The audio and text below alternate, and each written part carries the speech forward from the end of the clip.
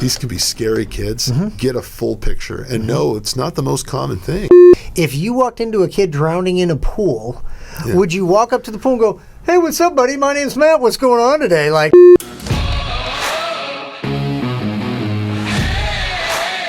You are listening to EMS with your hosts, Erik Axene and Matt Ball. but we're getting ready for the Arctic freeze here, Erik. Are you ready? Yeah, I mean, I think they always kind of freak out a little bit. I'm from Chicago, so I don't really freak out about cold weather. Well, we talked a lot about things that we need to do for preparation. I call it winter wisdom. Yeah. You get the 4 P's of winter wisdom. Have I told you these? The 4 P's? No, you have not told me these. Take care of your people, your pets, your plants, and your pipes. So if you live around people who are, older folks, check on them. Go see your neighbors. You're if so you kind. have an old person living with you. Yes. My neighbor make sure across the street who's recently widowed. Yep. Yeah. These are the folks we need to check in on. Yeah. Buy them some, when you're over, At emptying the Walmart, shelves of water, you might get them a crate of water 47,000 rolls of toilet paper and 67 gallons of milk that you're not going to drink for 2 years. And if you're cold, your pets are cold. You just got to do dogs. So first off, if you're that guy that leaves your pet outside when it's this cold, which I realize it's in Texas, but 20 degrees and you leave your dog, stupid. Yeah, you're an idiot. Yeah. Sorry. Yeah. And I will take care of your pets. Yes. The other thing I say back with people, and know where your shut-off valve is for water. Oh, protect dear your God. property. Actually, we should add a 5th P, property. So know where that is. Because if you get a blanket of snow in the front yard and you can't find it, it could cause thousands of dollars. Do you know damage. how many times? Because that's the number one call we get. I know you do. And literally you ask a grown man, "Where's your shutoff valve for your house?" I don't know. How long have you lived here? 10 years? Like, you've lived here 10 years, you're a grown man, you don't. Yeah. But yeah, well, you know where it is too. It's either the 100%. garage or it's either going to be out or in your front actually yard, it's always usually. going to be in the front yard typically. Yes. Yeah, it's just hard to know where you got to know where the green box is. Yes. And if it's covered in snow, it's not hard. Just go find it before the snow hits. Yeah. Be a man. Yeah. Know where stuff is. And then cover your plants if you're into plants, that kind of thing. My wife is out today buying some burlap wrap for these 2 new trees that we had. Interesting fact, we were looking at this yesterday. Before you get a cold snap, you're actually supposed to water the trees. That's correct. Heavily water. I did not know that. Yeah, but I didn't do that because it's raining so much. I thought, well, the rain today would be sufficient. We're watering today, and then we're turning off the sprinkler system. Yes. Because you don't want your sprinkler system to come on in the freeze, and then you're going to break limbs. And Right. That's common sense. And then the last one, of course, the pipes, right, in your house. Drip the interior pipes, insulate the exterior cabinets open ones. so the exterior sheet. Yeah. Like I said, I grew up in Chicago. But the difference in there. Chicago, they know what the heck's going on. Correct. The infrastructure is built around cold weather. They know it's going to get cold. And part of the problem is the building code in Chicago. You have to have only interior. Water pipes cannot be on exterior walls. No. Here in Texas, they can be. Yes. Which really creates problems. Yes. Yeah, the infrastructure. Well, like roads. I mean, like people are like, which I get, like. People all freak out about driving, but here we get ice. Yeah. Like I grew up in Chicago, we would get snow. Yeah. I've never seen ice like we get here, right? And you can drive in snow, you can't drive on ice, right? And then in Chicago, you have plow trucks and salt trucks. We don't have that here, although they have been treating the roads like crazy the last 2 days. But yeah, preparation kind of goes to our topic. So I was thinking actually, and it's funny, it really correlates almost identically in some ways. Because everybody's freaking out. Everybody's freaking out. This is what scares most paramedics, EMTs, any pre-hospital providers, a crashing little kid. In hospital, Yeah, me too. Yeah, as an ER doc, and our students, we've asked them. This is one of the things that freaks them out. Preparation's the key, right? And then when we're preparing, it's like we're the winter preparation. What we're preparing for is that rare event when we lose power for an extended period of time. If the worst happens. Exactly. Yes. So we were actually talking about it with our colleagues this morning. There are certain things that you can do. You probably won't need it, but if something happens and the crap hits the fan and no power for an extended period of time, you'd be glad you had those things, but you're probably not going to need it. Well, the same thing's true for these pediatric cardiac kids. Yes. Most of the time, as we're going to talk about, it's not related to cardiac stuff when you got a crashing kid. We'll talk about that in a minute, but in the event that it is, boy, they can crash fast, and it can be quite scary, and we got to get those kids to the right places where they can get fixed. Yep. So anyway, I guess we'll get right into it. Let's do it. What is the most common? Well, respiratory is the most common emergency that we get called out for. Yep. teach everybody, EMTs, paramedics, we teach everybody that, if you've got a kid that's not doing well, respiratory, airway first. Right. Airway oxygenation, that's where you go to first, Yep. right? And then everything else is secondary to that. Yep. That's always the first consideration. Yeah, it's kind of like with cold emergencies, right? Getting wet Yeah. in a cold environment is the worst thing. bad. Number one rule for that, for Stay management, dry. is to get them out of the environment and get them dry. dry. Keep them warm. And warm. So, yeah, that's right. Hypoxia is the most common cause of pediatric cardiac arrest. Really, any crashing kid is probably going to be hypoxia medical, or yeah, respiratory. Yeah, right, exactly. And the other thing that you might see, and we'll talk more about hypoxia in a second, but the other one is perfusion. So the kid with an infection, the kid with it's dehydrated because they're septic, the kid that's septic because of an unidentified infection of some kind that goes bad. And the good news is that again, BLS or ALS, right? The first thing you do on any of those kids is like get them on oxygen. That's right. Get them on oxygen. If you do nothing else, Yep. get them on oxygen. Whether it's nasal cannulas, non-rebreathers, BVM, whatever it is, Yep. get them on some oxygen. Yep. Right. That's where you start, and then everything else comes secondary to that. And we're going to be ending on management, and it's going to circle back to what you just said. And it's nice to keep it simple. Sometimes you don't quite know what to do. Yeah. While you're evaluating your patient and trying to gather information, put them on some oxygen right away and see how they do. I always I kind of joke because I've been on this call numerous. Man, this kid's yelling right there. But I've been on this call numerous times, whether it's an adult or a kid, and you go in. And especially CHF patients, and you walk in and they're sitting there and you can just hear the fluid. You walk in, their lips are blue, they're tripod and they're struggling to breathe. And the paramedics walks in and goes, "Hey, my name's Matt. Tell me what's going on today." It's like, they can't breathe, idiot. Put them on some oxygen. It's simple, right? So what I do is I tell, when I'm teaching this class, I'm like, if you walked into a kid drowning in a pool, would you walk up to the pool and go, "Hey, what's up, buddy? My name's Matt. What's going on today?" No, idiot. You'd go get him out of the water, right? So if somebody's having trouble breathing, I mean, you might, if you can get a room air set, great, that's fine. But by God, get them on some oxygen. Yeah. If it's obvious that they're struggling to breathe, if it's obvious you see blood squirting out of the wound, what's going on there? I'm losing blood rapidly. I don't need to ask questions right now. I need to. Are you on blood thinners? Yeah. Exactly. Yeah. So, use some common sense. But you go on a crashing kid call, you don't need to know why they're crashing right off the bat. If they look like they're having trouble breathing, get them on some oxygen. Right. Start there and then move down your path, like we'll talk about towards the end of this. And whether you're, like you said earlier, BLS or ALS provider, the goal here is to talk about these kids just in general, just to identify these diseases. And knowing, too, that most of these kiddos that we could be responding to is probably going to be caused by something physiologic related to the respiratory system or to the hematologic system, to the cardiovascular system, not the heart itself usually. Right. But and we can't fix these things pre-hospitally, whether you're ALS or BLS. Yes, as an ALS provider or critical care, there's some more options that you have to maybe stabilize your kid, but the important thing is, where are you taking these kids? Get them to it. Obviously, if they're crashing, you're probably going to go to a closest facility, but get them somewhere that can treat the underlying issue. Yeah.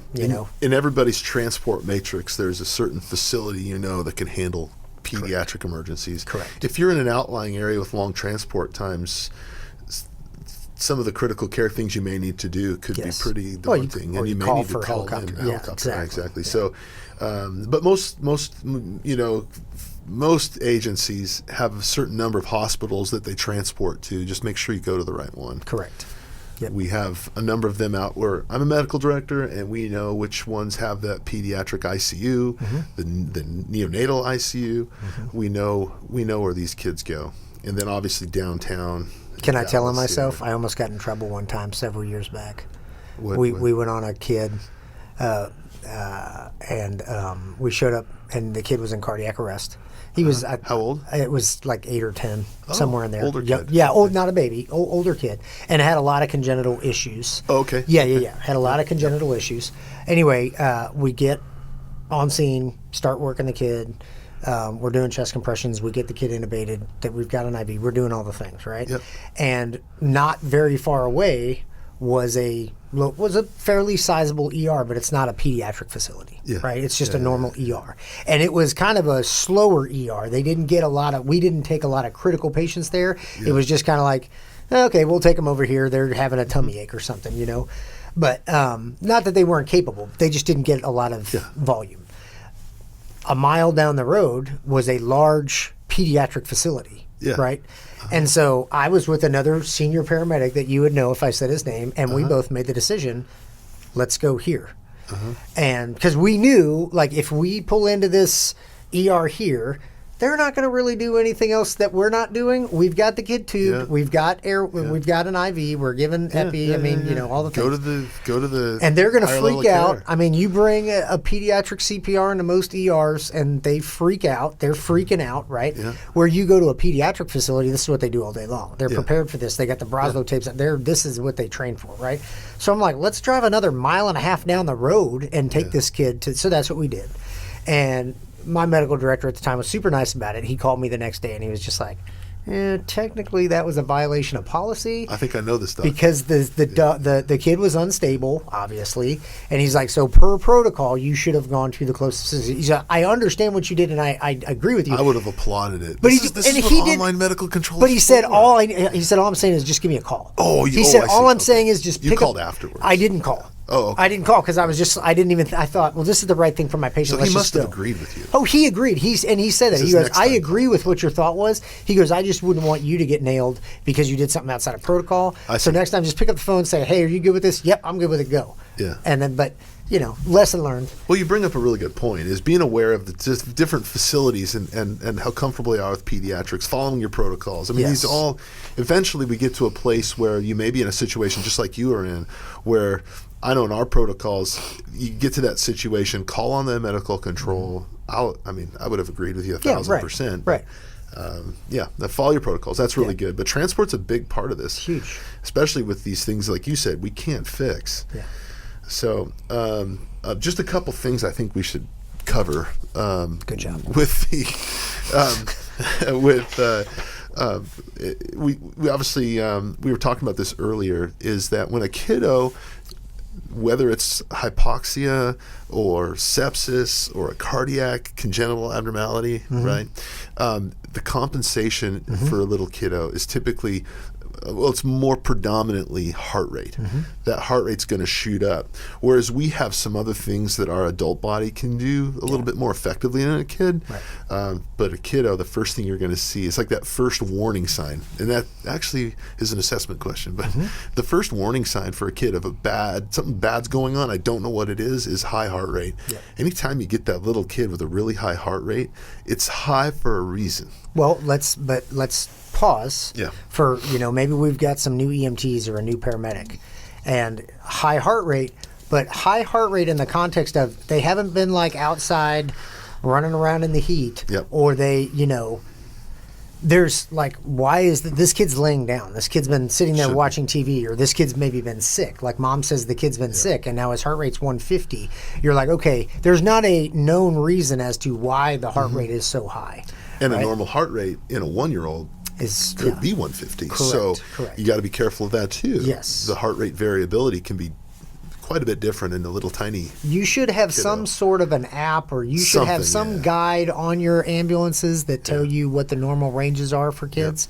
Because if you don't have that information, it's like age times 2 plus 70, everybody knows that for blood pressure, right? But heart rate the numbers are all over the place. All over the place. So like SVT in a 1-year-old, that heart rate's going to be way higher than in a 10-year-old. Correct. Right? So you should have some sort of a chart, and you can look these up on Google and find the average heart rates for kids. Yeah, I'm looking at it right now, and we actually put it in our notes that we prepared. Yes. And actually, one thing I want to reiterate, and you and I talk about this a lot, is that we don't just treat the numbers. It's like you said, there's context. Look for the reason, the context. Yes. That's right. You got a kiddo that's fever. Yes. You got a kid that's not feeding well. Yeah. You've got a kid who's lethargic or whatever. Yes. I mean, you've got all these different things that mom noticed, and that's why she called 911. Yeah. So those are some of the contextual things with compensation for kids. Blood pressure is a late indicator, and we talked about this earlier today too, just as we're talking about this. If you drew a bar graph of how kids compensate, it's like they're doing that really long, and then all of a sudden, drop. Do you know how often I would do blood pressures on kids? Rarely. Hardly ever. Yeah. Hardly ever. I mean, unless they were like really, really sick and I was doing stuff, but I was just doing it to get a feel. I was not, as you're saying, I was not relying on that as an indicator of how they're doing. What do we use? Heart rate. Heart rate, and respiratory I would say, then cap refill. Cap refill. Yeah. What's their appearance? What do they look like? What's their mental status? Like you said, are they getting less responsive, or are they becoming more responsive since you arrived on scene? Yeah. Blood pressure, I'm just taking that to almost appease the bean counters. They're looking at like, well, why didn't you take 5 blood pressures on this kid that you were in contact with for 25 minutes? Yeah. You know, because it's not telling me anything, you know? That's good. So, yeah. To me, what the cap refill does, well, okay, heart rate, that's like a red flag, warning, right? Yes. But the cap refill to me is telling me what the organs are experiencing. That liver or that kidney or the brain, right? Yeah. It's, if you got a real slow cap refill, we are not perfusing well. That's right. That's right. And if you get that real brisk cap refill and the body's warm and they're febrile, you're in distributive shock, right? Yeah, if they're hot, yeah. Yeah, so there's a lot of different things to consider. Speaking of shock, I think that would be the next place to go.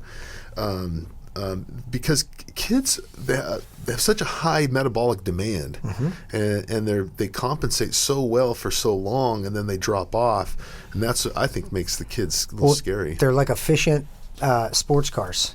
Yeah, right? That's right. They have small fuel tanks, but they require like high octane fuel, and they require a lot of it if they're really performing at a high level, right? They're buzzing along, that engine's running at a high RPM, right? But then they don't have a big tank, right? Unlike a truck, you know. You and me. Yeah, exactly. Well, yeah.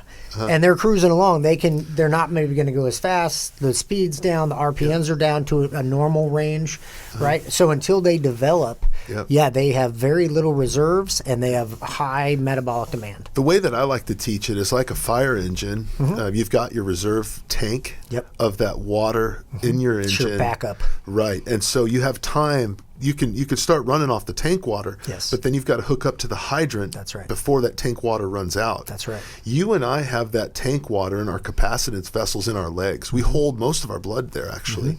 So the first compensation with blood loss or low volume would be vasoconstriction to kind of bring up some of that water from the legs, increases our preload, increases contractility, and we can actually maintain a normal set of vitals for a little while before we see any changes. Right.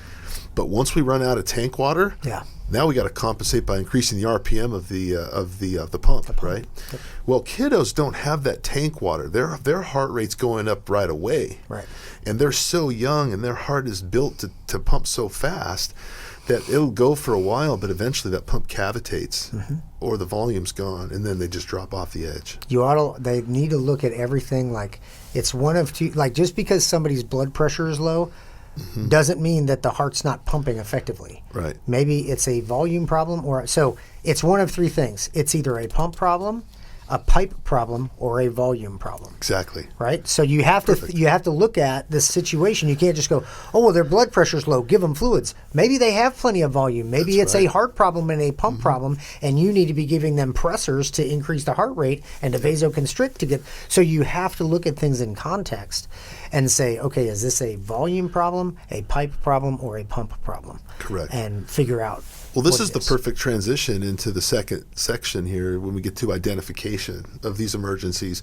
The 4 types of shock, which we've outlined. Hypovolemic shock, like you talked about, is a volume problem. You get a kiddo that's septic and that has a low volume. They're going to have cold extremities. They're going to be tachycardic.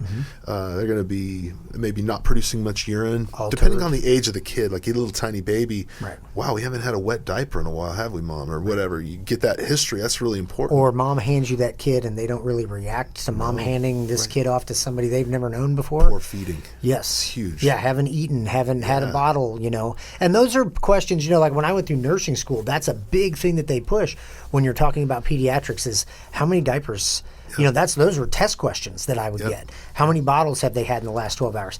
We didn't, at least when I went through EMT and paramedic school, we didn't really get that education. So those are really important questions as a EMT or a paramedic that you should be asking moms. Absolutely. Is how many bottles have they had in the last 12 hours? How many wet diapers have they had in the last 12 hours? Right? Those numbers might not mean anything to you. Like normal, like if they say 1 or 2, that's not a lot. No. Right? But that's very important information for Huge the nurses and physicians at the hospital. And the mom's going to be the best person to tell you. 100%. She knows the baseline of that kiddo. Yes, she changes those diapers every day. Mom or dad. Sometimes dad's the guy too. For distributive shock, which is a little bit different now, and actually that can be very similar, and they kind of overlap a little bit. But pure distributive shock with sepsis, you're going to get massive vasodilation everywhere. Anaphylaxis. Your body wants to vasoconstrict in the extremities to shunt blood to the core. But when you've got a bad blood infection, it causes a bunch of dysfunction of the hoses. It's like all of a sudden all those 1 3/4 lines turned into 2.5-inch lines. And you didn't want it to happen. Yes. Now you're cavitating. Your heart rate's like sky high. Now you can't perfuse. And you just turn the volume up, or you turn the speed up on your pump, and you have less water coming in. Exactly. That's a bad combination. Bad combination. Organs die. And then the third, obstructive shock, I guess we aren't really going to get into too much here. That's a hose problem like you talked about. But cardiogenic shock, we're going to really hit that today, and this is the perfect transition into talking about this, is that because a little kiddo's major compensatory mechanism is the heart itself, when you have a bad heart, you can't compensate. And so most of the time, this is going to be those little kids. There are some cardiac abnormalities that can cause a left to right shunt later on in life.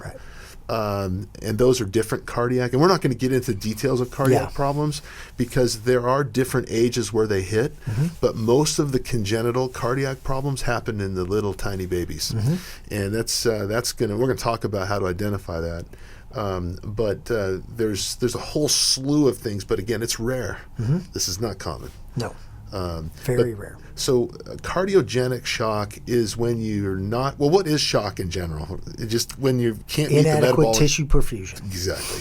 You can't get enough oxygen and blood or whatever to the tissues for metabolic function. For whatever reason, whether it's you're not getting enough oxygen in, you're having poor gas exchange, you have no volume to circulate, or your pump is bad, you kink a hose. There's lots of different reasons why you would have shock. But that's the definition. And so today, being more of, we're going to focus on the cardiac side on pediatric emergencies. The pump's not working. The pump's not working. And so there's a whole slew of different congenital abnormalities, from tetralogy of flow to coarctation of the aorta to, transposition of the great vessel. I mean, there's a whole bunch of stuff. We're not going to really get into the specifics. But when you have a kiddo in cardiogenic shock because the pump can't keep up or deliver, you basically end up volume overloaded, just congested. The lungs are going to sound wet. You're going to have poor perfusion to the extremities, delayed cap refill, peripheral edema. Peripheral edema. You're gonna have a kiddo that's not feeding. There's a whole lot of things.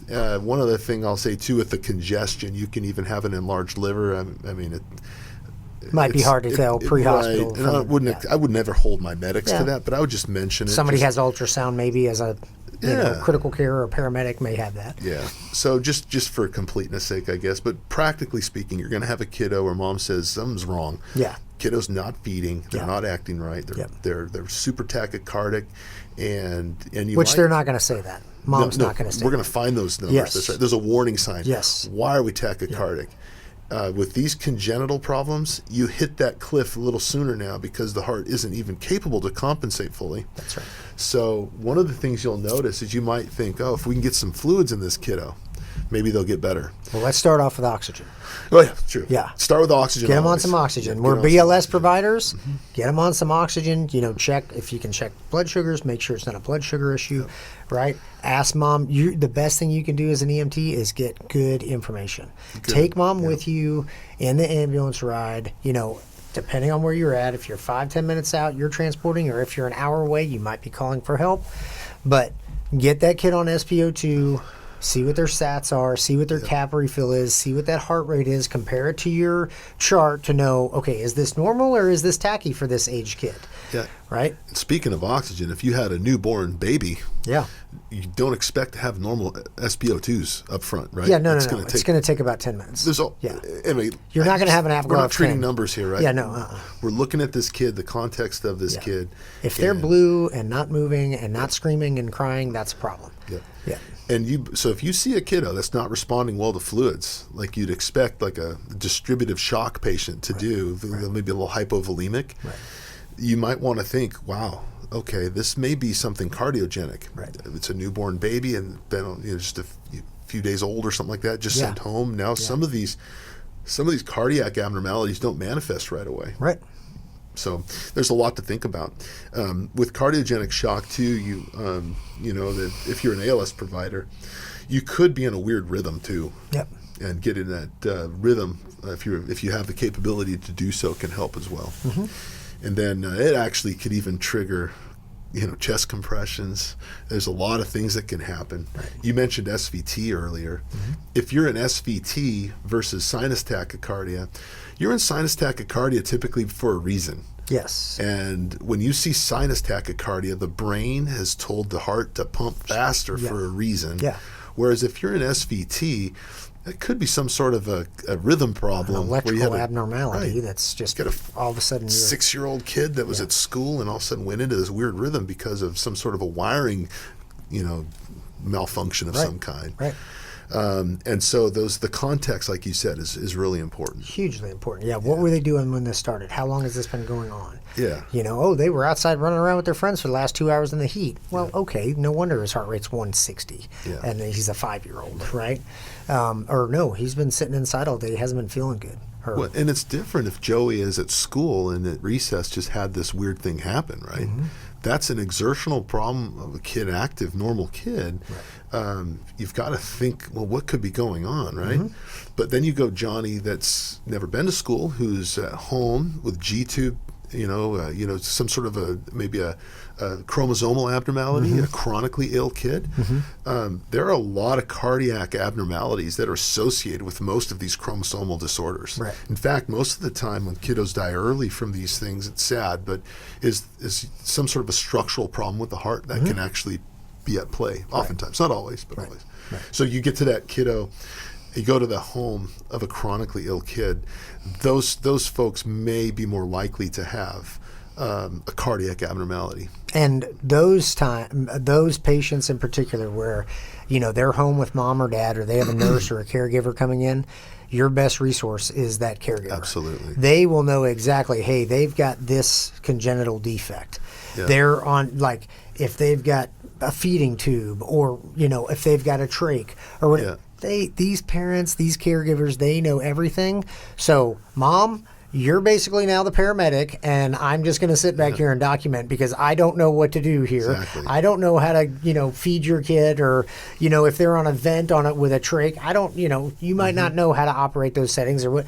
Yeah. They are the experts at their kids, so use them. Absolutely. This is what's going on. This is what I notice is off. Mm-hmm. The doctor said, hey, if the heart rate gets here or if he's normally more responsive than this, take them with you. They normally they'll be able to do all the treatment, and you just transport and then communicate. Yep. Because they know what to do. Yep. They know what's going on with their kid, unless it hasn't been found yet. No, you're right. I mean, these kiddos actually that may, and I would say on the flip side of what I said earlier about being more likely to be potentially cardiac, you have to remember too that these kids can't complain of a sore ear or pain with urination in their diaper, and it could very well be the more common perfusion issue or hypoxia issue. So don't forget about the fact that most common is the most common. Yes. Even in a kid that we may at first blush see a chronically ill kid thinking about these big cardiac problems. Yeah. Could be as simple as an ear infection or a UTI. Yeah. Getting a full history is good because, like you said, the parents are going to know. Listen, my kid is not acting right. It's not normal for her to be scratching at her face. Well, her ear was hurting. Yeah. And this has happened before, Mom says. Yeah. She have tubes in yet? Who knows? This is her 5th ear infection this year or whatever. Yeah.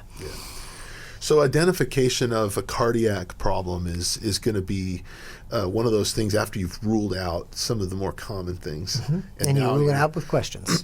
Right. Now you're looking at the cap refill, you're asking questions, you're listening to the lungs, you're if you're an ALS provider, you've got maybe some rhythm strips you can look at, an EKG potentially. Check your blood sugars. Blood sugar, temperature. Yep, all of these things. You get a full picture. You got a full assessment of your kiddo. Yep.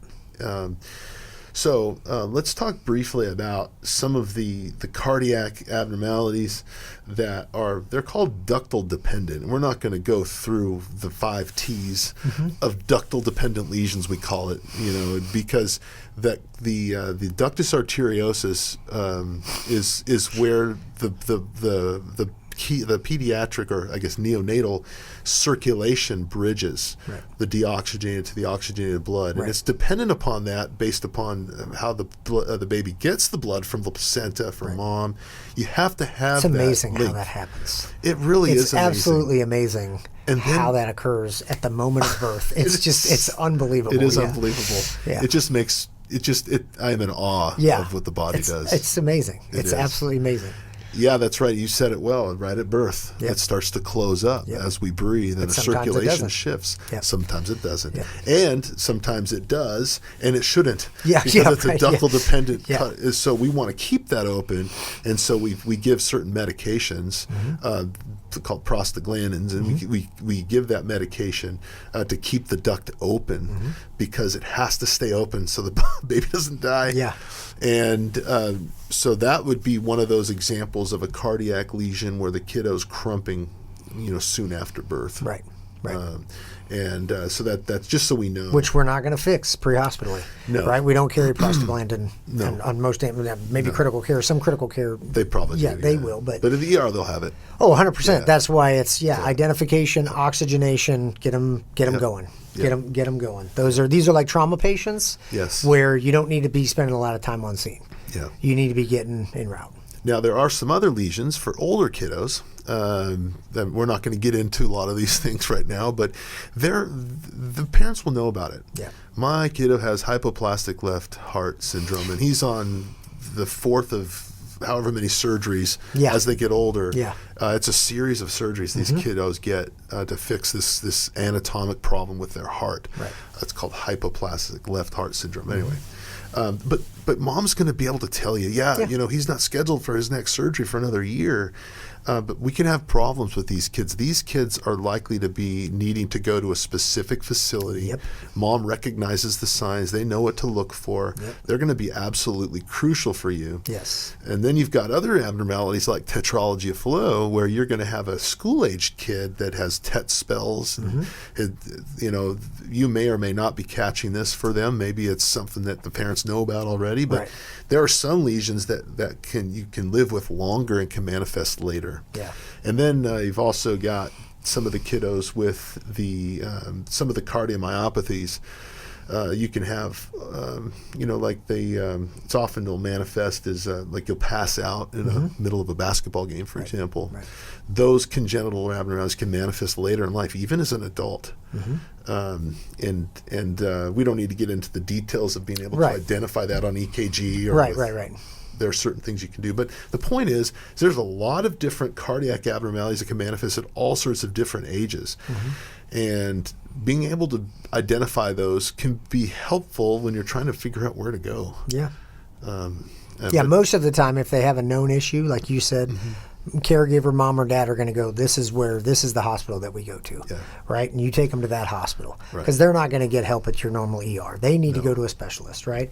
Now, if they don't know, right, and they're unstable, well, of course, always follow your protocols, right? But, then you would go, because we don't know what's going on. We have no idea. Yeah. We're going to go to the closest facility, and then they're going to have to figure out, like, oh, this kid's got this issue, and then, refer them to a specialist.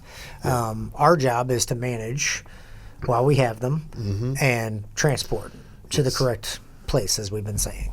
So let's briefly circle back to management of the most common. Yep. So you get a kiddo that you get 911 Yep. and O2 sats are low. Yep. This kiddo's been sick for a while with who knows what virus. Yep. It's a normal kid otherwise, but is sick with respiratory issues. Maybe it's croup. Who knows what it is, right? Yep. How do we manage a kiddo that's in Racemic crisis? Good. Yeah. No. Well, I mean, Yeah. yeah.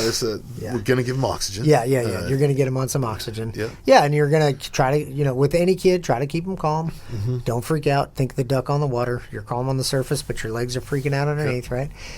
Yeah, keep them calm. Get them on oxygen, because whether it's croup, especially if it's have you ever seen epiglottitis? I've never seen I've never seen it epiglottitis in a kid. I did see it once, though, in an adult. Oh, really? I remember it was an unvaccinated individual from another country who was he was Adult, like that how way. old? Like 20s, 30s? He was in his 20s. He was an older still guy. older. I mean, like it wasn't a kid. It was I'll go back to my 20s. yes, that's right. It was an adult. Yeah. And it was a weird situation. Had some other congenital abnormalities of his airway. Yeah. Which can kind of complicated things a little bit. Yeah, you were hoping you didn't have to intubate. Yeah, no, we ended up intubating, and but it went well. Yeah, that's good. But it was it's whether or not you like vaccines or not, there are certain things that we can protect ourselves That's from. right. Some of them, yeah. We won't get into that argument or conversation. No, we Yeah. won't. But yeah, so not much makes parents more irritated. oh man, yeah, they can be on good opposite debate. ends of the spectrum too. Some of them want none, and We're all on the same page. We all want our kiddos to be healthy. yes, and you have the freedom to choose what's best for your kids. We just ask that you do that intelligently and educate yourself. A lot of misinformation out That's there. how I was. Yeah, educate yourself, not on YouTube. Listen to Dr. actual Google. Dr. Billy Bob, who's not really a doctor. Anyway, but and to be honest, not all doctors, and you and I think agree on this. Like, there's doctors that just believe things that it's like that's not, but people like, well, he's a doctor, and it's like, well, you're not open to other options of things. Yeah. Like, I mean, we could go back to COVID, and you got doctors fighting about this and fighting about that. Nobody agrees on, I had a friend of mine show me a letter from their pediatrician saying that if you don't agree with him on these things, then don't come back. Just the fact that he would give me that, I wouldn't go back. Yeah, I know, me too. Yeah. But what frustrated me on that, regardless of what the issue might be, is there's a way to communicate and educate. Right, Like, exactly. At least have a full understanding of both perspectives so we can have some discourse. Yes. There may be an opportunity to learn something new, whether Right. you're the doctor or the patient. There's always more to learn with literature. Right. I think It's like parents that shove antibiotics down their kids' throats. They're like, stop doing that. Yeah. But they're sick. They need it. No, they don't. Let their immune system fight it. They're not dying. The fever's good. Like, let them have a fever within reason, right? Keep them hydrated. Give them Tylenol. Give them Motrin. Keep their fever down. But that's how you build up your immune system. If you're throwing antibiotics at your kid, 2-3 times a year, they're not going to have any immune system, or a very, very weak one. in some ways, having a fever is like having oxygen supplementation because it actually changes the Increases. oxygen dissociation curve. Right. So the fever is actually really helpful when you're sick. And Yes. treating a fever It's the way the may body's not supposed to work. be as helpful as you might think it is. Right. Yeah, But nobody wants to see their kids suffer. No. Well, little Jimmy or, whatever doesn't feel, Yeah. okay, I get it, but that's part of life, let them fight through it, keep them comfortable. Yep. But Well, the treatment for a respiratory emergency in a Yes. kiddo, whether it's albuterol, epinephrine, or oxygen or whatever, most of the time it's going to be either hypoxia we're dealing with or perfusion. So let's talk about perfusion. Obviously, if you have low blood volume, you can't perfuse your organs. You may need fluids. yes, And so obviously a BLS provider may not be able to provide that. right. But at least we can get them to a place where they can get fluids. Right, or call for help. Call for an ALS unit. Call for a helicopter. Yes, and if you're the only BLS unit in your area, get moving. Right. Get moving to that hospital and do the best you can. Yep. Keep them on oxygen. Yep. But yeah, if you can't give fluids, you can't give fluids. Okay, that's right. Yeah. So those are the two common things that we can manage. We should talk briefly, though, because it's so important, and it's such a common cause of an emergency in kids, sepsis, is identifying sepsis. We talked about this a little earlier. I know SIRS, the SIRS criteria, kind of maybe some of the more common ones.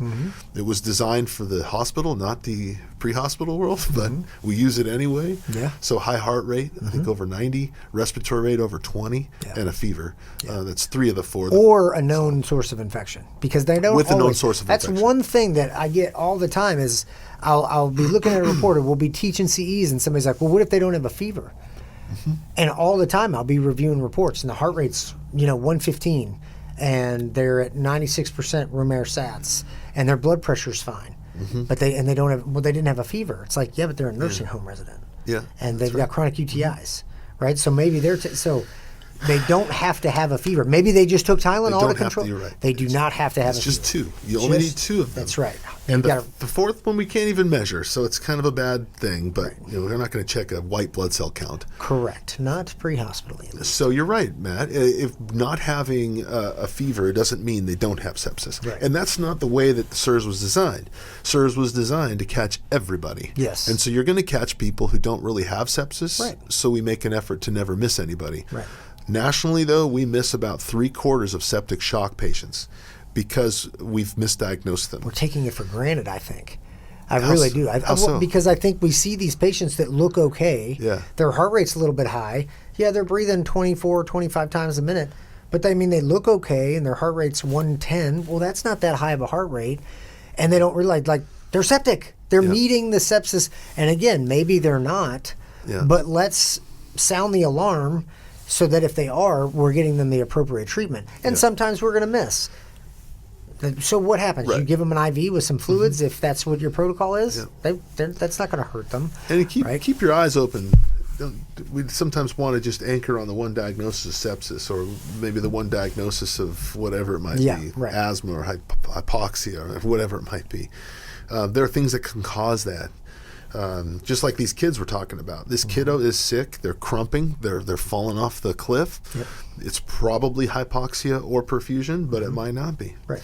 So we have assessed our kiddo, and man, we gave maybe you gave a little bit of fluid and it didn't help, or maybe you're doing your physical exam and the lungs are wet and it's a poor cap refill, volume overloaded. Who knows? For whatever reason, you're thinking to yourself, okay, well, this may actually be cardiac for whatever reason, whatever the context might be. So how do we manage these kids? Oxygen first. Oxygen first, absolutely. Some oxygen. And it depends on, what do my vitals look like? Yeah. Do I need to slow the heart rate down at all? Do I need to speed it up maybe? Or do I need I need to just get to a facility that can appropriately treat this kid? That's right. There's lots of different variables to how we're going to manage these kids. I don't know what. Yeah, well, I think for me in the ER, I think you said it well. I mean, I'm going to put on oxygen because most of these kids are going to need that. Some of them don't, though. Some of these ductal dependent and weird lesions just have a low SpO2 because there's a lot of shunting of blood from. Which they would probably know that. They probably know that. That's right. Yes, moms would probably know that. And you're going to hear weird murmurs. I mean, there's a lot of medical things that we don't really need to know in the pre-hospital environment. But I think the minimum, give them the oxygen. If you have the capability to get a heart rhythm, get a heart rhythm. Oh, for somehow. sure. Yeah, if you're ALS, if you can, EKG.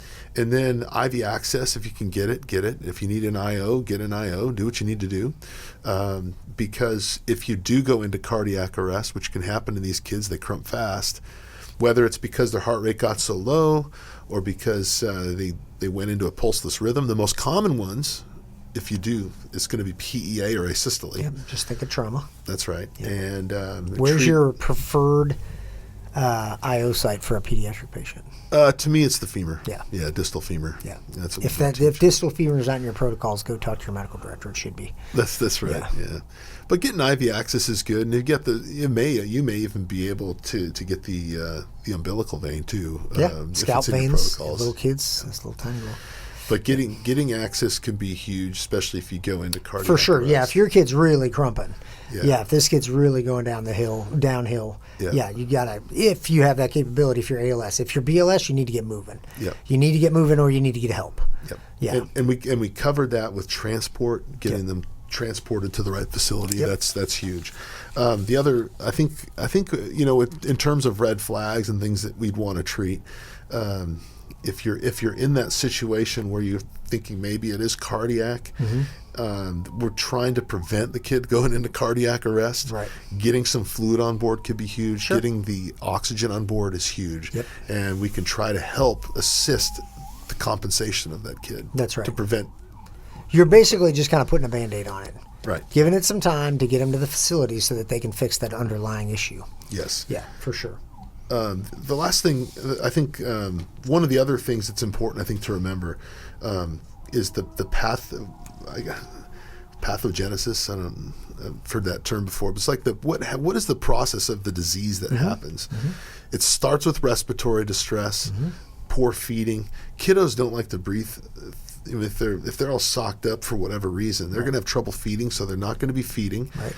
They don't have the reserves of nutrition to be able to compensate long term. Right. So eventually they're just going to get tired, work of breathing. Yep. And then eventually you get to that point where the heart the heart can't compensate anymore. Right. And now what started off as a respiratory issue has just become a cardiac issue. Right. Right. So you go far enough down the sepsis or the respiratory route, you're now in the common pathway of a cavitating pump. If you have a cardiac abnormality, you're not going to be able to compensate very long. You're going to crump faster. Right. So I think that's a big clue to us as providers is, man, Joey's been sick for 3 days. He just keeps getting worse. Now he's not acting right. As opposed to, I just got home from the hospital. I just had my baby. Everything seemed to be going fine, but today he stopped feeding and now he's all blue. Danger. Right. I mean, that's the two totally different pictures. Right. But a lot of what you said is so true, Matt, is identifying the emergency and knowing that we can't fix some of these things. Right. And they got to get to the right facility. Did you see the AHA change their guidelines on pediatric compressions? Yeah, We were kind of talking about it. let's talk. Because it used to be 2 choices, right? You had thumbs, wrap around with the thumbs, or you could do 2 fingers, like on the side, like you would do with your hands on an adult. Right. Well, they took the 2 fingers. Or a mini Stryker Lucas device. Like a tiny mini. Yeah, they called it, not a Lucas device. So they took the 2 fingers out. They said that the depth wasn't hitting 2 inches, I believe, is the reason they said typically it's not enough. So the 2 thumbs on like a baby or 1 hand. Obviously, if you're dealing with maybe a kid, which is applicable, you do have that kid that crashes on you, it's important to know, like, you can actually use 1 hand if you're doing compressions on a 5-year-old. God forbid. It's nice when things make sense. Yes. That doesn't always happen. That does not always happen. We mentioned the Lucas device. The AHA also said that's bunk, too. I don't agree with that. Well, we won't talk about dual sequential or vector change. No. We won't talk about any of that. As far as management goes, don't forget to check a blood sugar. Yes. There are some other GI causes and other sorts of... just do a good exam. Yeah. Right? Is your kid, what's the temperature of your kid? Yep. Temperature's another big one. Yep. So I think we've hit all of the common things for cardiac emergencies. We've talked about the different common causes, and then really what it boils down to is a good history, I think, from mom or from parent. Yeah. And then get them to the right facility. Yes. And don't forget to put oxygen on these kids. Yeah, and depending on you might. I mean, they have pediatric nasal cannulas, end tidal readings too. Especially with sepsis, can be huge. Yeah. But non-rebreather, have mom blow by on the little kids. That's a good job for mom to do. Yep. But you have supraglottic airways for kids. You may have to intubate if you're an ALS provider. Yep. What's your is your cutoff to intubate a kid the same as an adult? Ooh. Or do you have different criteria? I'm kind of dropping this on you. No, good question. I just had a patient recently brought in to me. Mom brought in a lifeless, unresponsive, I think it was a 5-year-old girl. Limp in mom's arms, dropped her on the bed in front of me. No idea what was going on. Yeah. And so obviously we got some vitals. So where do you start? Figure out she's breathing. Yeah. And she's got pulses. ABCs. Yeah. Yeah. Okay. She's breathing. Am I thinking, right now it could be a million things. The kid didn't have any medical history. Start high and you start digging in. Talking to mom while you're checking her out, getting a heart rate, getting a respiratory rate, listening to lung sound. What's the story, mom? Yeah. So I told my nurses while I'm assessing this kiddo who's breathing with pulses but unresponsive. To verbal, painful? Like, is she moving at all with nothing? GCS of 3. Wow. Just nothing. Okay. And I was concerned, obviously. It's a stressful Obviously. situation, Sure. especially with the facility I was working at the time. Yeah. I was the only doctor in the building. Yeah. And I told the nurses, I said, okay, draw up. I want you to get my rock and my ketamine. I want you to get the meds all ready to go. Can't control it. I want to, let's get IV access. Let's, we're doing that while I'm assessing the kid.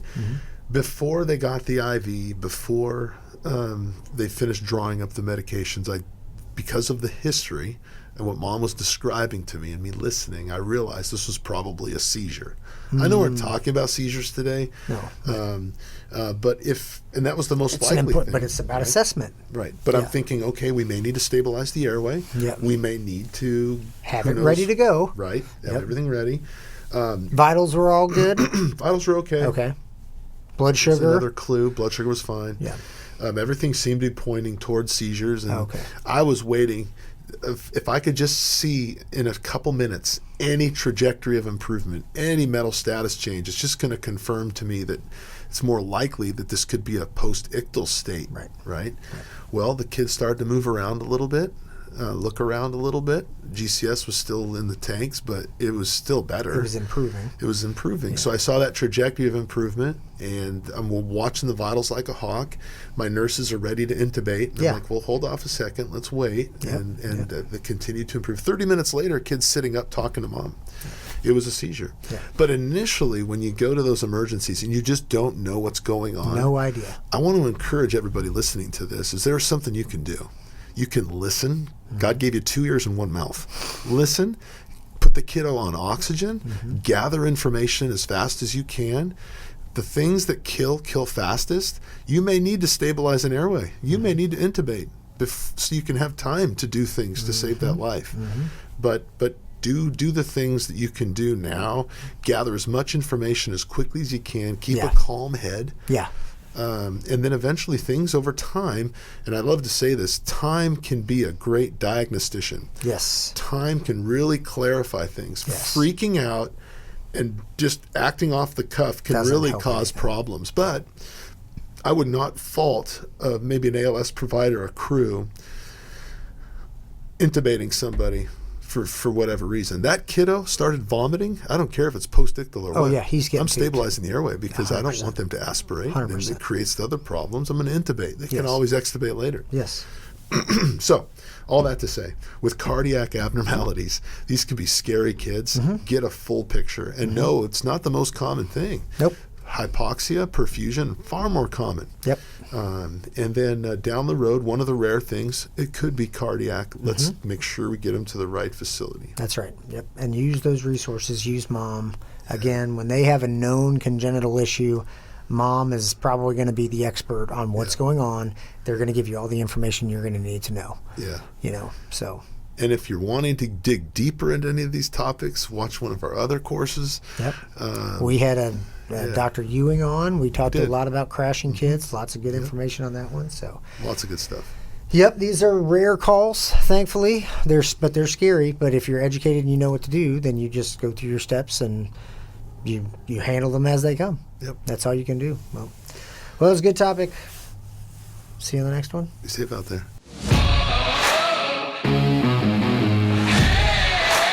Thank you for listening to EMS, the Erik and Matt Show.